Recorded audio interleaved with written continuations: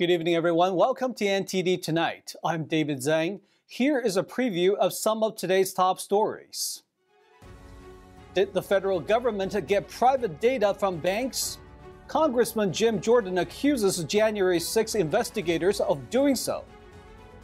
The second impeachment hearing for Homeland Security Secretary Mayorkas. The committee highlighted the influx of drugs smuggled across the border. 2 California teachers now allowed to return to their classrooms. They sued their school district over gender identity policies. First up, did the federal government get private data from banks? Congressman Jim Jordan accuses January 6 investigators of asking banks to search for certain transactions. He accuses them of urging banks to look for terms like MAGA and Trump. Here's more on Jordan's accusations. The Financial Crimes Enforcement Network, or FinCEN, is the U.S. Treasury Department's financial crime fighting unit. In a letter to former FinCEN Director Noah Bischoff, House Judiciary Chair Jim Jordan accuses the organization of pervasive financial surveillance. Jordan also heads the Select Subcommittee on the Weaponization of the Federal Government.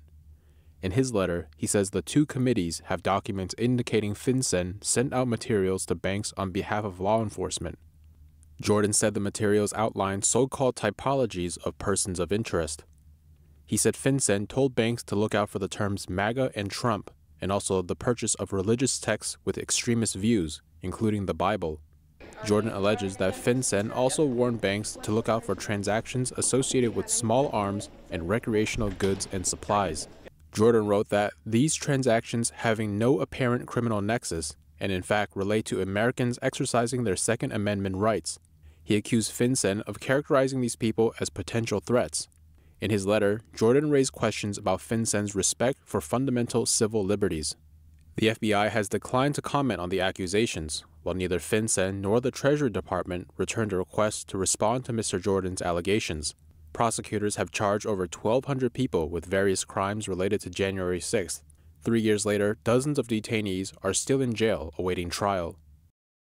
Now let's take a look at other top headlines. Pakistan says it carried out military strikes inside Iran today. It says it used targeted precision strikes against what it called guerrillas and stated a number of combatants were killed. Pakistan stated it, quote, fully respects Iran's sovereignty and territorial integrity. It says the sole objective of the strike was Pakistan's security and national interest. Pakistan said the strikes killed 9 people, including 3 women, 2 men, and 4 children. Several others were wounded. That's after Iran hit what it said were strongholds of a Sunni group with missiles and drones earlier this week. The attacks come amid growing tensions in the Middle East, with several overlapping crises. Israel's fighting terrorist group Hamas in Gaza and exchanging fire with Iran-backed Hezbollah in Lebanon. Meanwhile, Iran-backed groups in Iraq and Syria are targeting U.S. forces. The U.S. and U.K. have exchanged attacks with Iran-backed Houthis who have been attacking commercial ships in the Red Sea. Second impeachment hearing of Homeland Security Secretary Alejandro Mayorkas today. Public opinion polls show the majority of Americans feel the situation at the southern border is a major problem or worse. The House Homeland Security Committee highlighted the fentanyl epidemic that claimed the lives of 150,000 Americans in 21 and 22. A number that's more than the U.S. combat deaths of both World War I and Vietnam War combined. Over 50% of this poison is being smuggled from Mexico into Arizona before it's dispersed throughout the United States. The Border Patrol intercepted enough fentanyl between the ports of entry to kill every single American, and that's just what we've caught. We have no idea how much more fentanyl was brought in by the nearly 1.8 million known gotaways, not to mention the unknown gotaways. Border officials have told this committee in testimony that only 5 to 10% of the fentanyl coming across the border is actually seized. The committee further examined the consequences of Secretary Mayorkas defying court orders to secure the border and alleged failed border policies. Two private citizens testified before the committee about the deaths of their family members as a result of violence inflicted by MS-13 gang members and fentanyl smuggled across the border illegally. The DOJ condemning police response to the 2022 school shooting in Uvalde, Texas, calling it a failure in a new report today.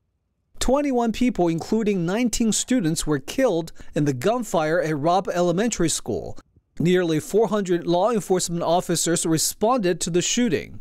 According to media outlets, the DOJ report says poor coordination, training, and execution of active shooter protocols contributed to the tragic outcome. As a consequence of failed leadership, training, and policies, injured and scared students and teachers remain trapped with the subject in the classrooms waiting to be rescued. The victims trapped in classroom 111 and 112 were waiting to be rescued at 11:44 a.m., approximately 10 minutes after officers first arrived, when the subject fired another shot inside the classrooms. It says that a lack of leadership led to a delay in confronting the shooter and providing medical assistance. The report also says after the shooting, authorities gave some parents incorrect information about the status of their children. In addition to DOJ's review of the official response, a criminal investigation into the shooting is still ongoing. A whole new way to search in Google. Google announced today 2 new AI tools that it says will make searching for things online radically more helpful.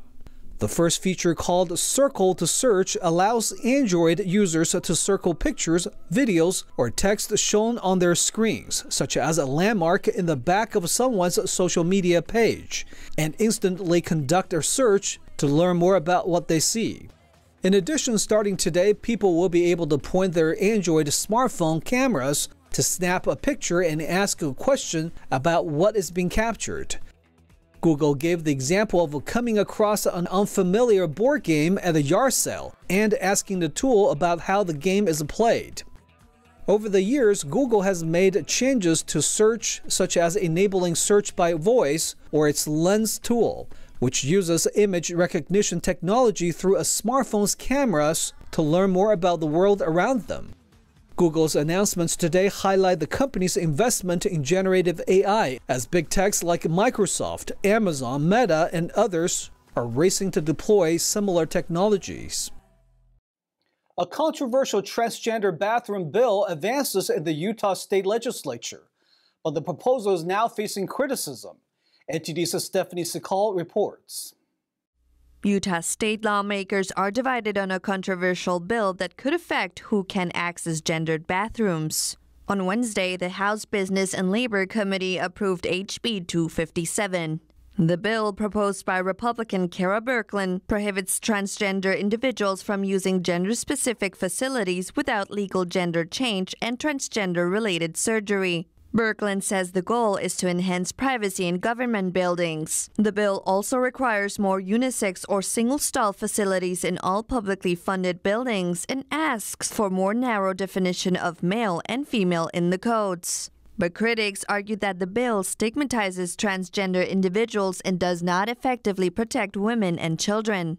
The bill's advancement faced opposition during the January 17th hearing. Some were concerned about potential impacts on domestic violence shelters and other service providers. Despite amendments, the committee approved the bill in a 12-3 vote with further consideration in the full House. Stephanie Sikal, NTD News.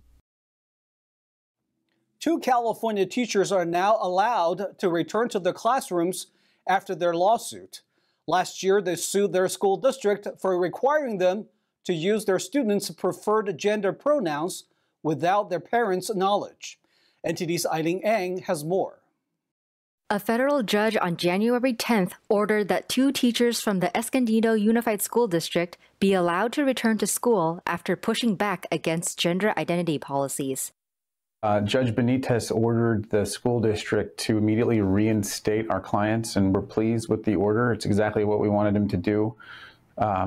We also wanted him to hold them in contempt, which he declined to do, which is not surprising. Judges are normally reluctant to hold parties in contempt, but we do view the judge's order as a pretty clear warning to the school district to comply with his orders in the future. The Christian and Catholic teachers, Elizabeth Mirabelli and Lori Ann West, were placed on administrative leave last May after suing the school district and the California Board of Education at the end of April. The district required that teachers deliberately hide a student's preferred pronoun that's different from their biological sex from parents. Teachers must also treat the students with their identified gender identity, otherwise it would be considered discrimination and harassment. And I think a lot of people actually were very shocked to find out this policy even existed, because the school adopted the policy in secret during the pandemic. No one really voted on it. No one knew about it. It kind of just made its way in the policies. And then there was a training given by the school, excuse me, to all the teachers. And that was how the teachers found out about it. But they never informed parents. In fact, teachers specifically asked, are you going to tell parents about this? And they said no. So it wasn't until our case was filed that most parents in the area even knew this policy existed, and they were shocked. We got lots of calls and thank you letters, and people very, very outraged that this was even happening. They had no idea. Mirabelli and West alleged that the district violated their First Amendment rights by requiring them to accept the policy. They felt it was wrong to lie to the students' parents. The judge agreed, and he basically said this policy constitutes a trifecta of harms. It harms not only our teachers because it violates and infringes on their religious beliefs, but it also harms parents and it harms children. West has returned to teaching, and Mirabelli will soon too. NTD reached out to the Escondido Unified School District for a comment, but did not hear back by airtime. We'll take a short break now, everybody, but here's a look at what we have for you when we come back. No stopping on pedestrian bridges in Las Vegas. More on why the city is giving people fines or even jail time for pausing. Arnold Schwarzenegger was briefly held at the Munich Airport. German officials say the actor failed to declare an item. The iconic NFL Super Bowl opens in New York. We'll take a look at what the new attraction has to offer. Those stories and more coming up on NTD Tonight.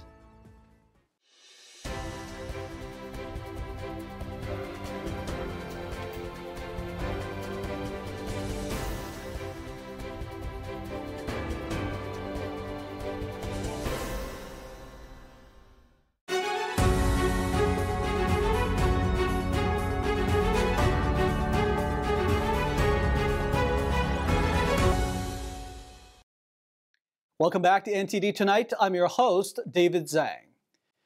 Thinking of stopping for a photo or a moment to enjoy the view of Las Vegas Strip on a pedestrian bridge? You might risk getting jail time. The city has banned stopping on the bridge for security reasons. Stopping or standing is now prohibited on pedestrian bridges on the Las Vegas Strip. Violators of the ordinance that took effect Tuesday could face as much as 6 months in jail or a $1,000 fine. The goal is not to stop people from taking photos or performing, but to make sure the flow of pedestrian traffic across the bridge stays safe. The police will first take the opportunity to educate them about what the ordinance is, ask them to move along. The overwhelming majority of people will comply with that. Clark County commissioners voted unanimously this month to approve the measure banning people from stopping, standing, or engaging in activity that causes another person to stop on strip pedestrian bridges. That also includes surrounding connected stairs, elevators, and escalators. For the extremely small number of people who do not comply with that, this ordinance simply gives the police the tool to cite them or arrest them if necessary. The ban doesn't include standing or stopping if a person is waiting to use an elevator, stairway, or escalator. A grim report from San Francisco. City leaders announced a new record for drug overdose deaths last year. The number is about 100 more than the previous record. The San Francisco Medical Examiner's Office on Wednesday released a report on accidental overdose deaths in 2023. It revealed that between January 1st to December 31st, the preliminary number of accidental overdose deaths is 806. That means about 2 people died from accidental overdoses every day last year. The drugs involved include fentanyl, heroin, medicinal opioids, methamphetamine, and cocaine. On average, the leading cause of death was fentanyl, followed by methamphetamine and cocaine. Most are male, and the location of the deaths were in the Tenderloin, Soma, and Russian Hill neighborhoods. The city's previous record was in 2020, with 726 overdose deaths. City leaders have tried to tackle the homeless and drug epidemic, including setting up safe injection sites, but have not been successful. Consuming high amounts of the red meat is linked to increase the risk of type 2 diabetes, according to a recent study. NTD's Stephanie Sikal has the story. A recent study from the American Journal of Clinical Nutrition tracked over 200,000 participants for up to 36 years. The end results found a significant association between regular red meat consumption and a higher risk of developing type 2 diabetes. Processed meats such as bacon and hot dogs are shown to elevate this risk even further. Although the exact cause remains unclear, researchers suggest factors like excess body weight and potentially harmful components in red meat, such as heme iron and nitrosamines, may contribute to the increased risk. This study recommends limiting red meat intake and opting for plant-based proteins to reduce health risks, but emphasizes the need for further research in this area. Stephanie Sikal, NTD News. German authorities say Arnold Schwarzenegger was held for more than 2 hours at the Munich Airport after failing to declare an item upon arrival. A customs press officer said the actor will face criminal tax proceedings. According to the customs press officer, Arnold Schwarzenegger was briefly detained in Munich, Germany, but was released and continued on his trip. A source close to Schwarzenegger said he was detained for traveling with a Swiss luxury brand watch that he might be auctioning at his charity auction in Austria. According to the source, the star cooperated fully, answered all questions honestly, and was never asked to fill out a declaration form. He also agreed to prepay potential taxes on the watch. Audience members expressed feeling moved and emotional at a Shenyun performance in Berkeley, California, leaving with a feeling of hope. Theatergoers in Berkeley, California enjoyed Shenyun's classical Chinese dance performance. Oh, it's absolutely wonderful. I mean, I know we're only halfway through, but just the costumes and the singing and the message, and of course the physical ability of the artist is just absolutely incredible. I thought the acrobatics were incredible. I really liked seeing all the flips and the tumbles and the spins. I mean, it's kind of mesmerizing. I wanted to keep peeking up and seeing them play their instruments, but it was kind of exciting to know that it was live and these guys do all this work and it's not recorded. They're performing. Oh, the baritone really blew me away. It was a seamless. His vocal line was seamless from start to finish. It was just one voice. It was really beautiful. While reviving genuine traditional culture, the New York company also depicts ongoing persecution carried out by the Chinese government. It's a sad scene, actually. It was very touching. And so, yeah, it's just a better understanding of what's happening in another part of the world right now. I love it. Yeah, it's very emotional. I kind of was even crying a little bit. It's very touching. The enormous scope of the Chinese culture for thousands of years. And then, of course, the story about the full-on practitioner. It was very sad, brother and sister. Patrons said they felt hopeful walking out of the performance. I loved it. I feel that it was moving, it was inspirational, it had a great message. The dancing was spectacular, and those girls can move like feathers. And all of it reflects a creator, doesn't it? All that beauty and grace in the flowers, the scenery, the ability of these dancers to express it, it all leads back to a creator. So we were very, very happy to see that. NTD News, California. The iconic NFL Super Bowl takes center stage at the Paley Museum's new exhibit in New York. NTD's Daniel Monahan has more on the attraction, which promises visitors an experience as memorable as attending the game itself. Titled Beyond the Big Game, the Super Bowl Showcase is presented in partnership with the NFL and the Pro Football Hall of Fame. We have opportunities for visitors that are really once in a lifetime. Fans can come in and get up close and take photos with the actual Vince Lombardi Super Bowl championship right here over my shoulder. Fans of a quarterback many consider to be the best ever won't be disappointed. We have Tom Brady's actual play card wristband that he wore in Super Bowl 36, the first of 6 Super Bowls he would go on to win with the New England Patriots. Those more intrigued by the halftime show than the game itself also have plenty to look forward to. We have the iconic costumes worn by Katy Perry during her halftime performance. And for the first time ever, we're presenting a showcase that is sure to be a fan favorite. We have a showcase of the most memorable television commercials of all time. For those who want to see the victor's spoils, all 57 Super Bowl championship rings are on display. The exhibit at the Paley Museum is open through March 3rd. Daniel Monahan, NTD News. That's all we've got for you tonight. We would like you to join us again on NTD Tonight every weekday at 9 p.m. I'm David Zhang. Have a wonderful evening.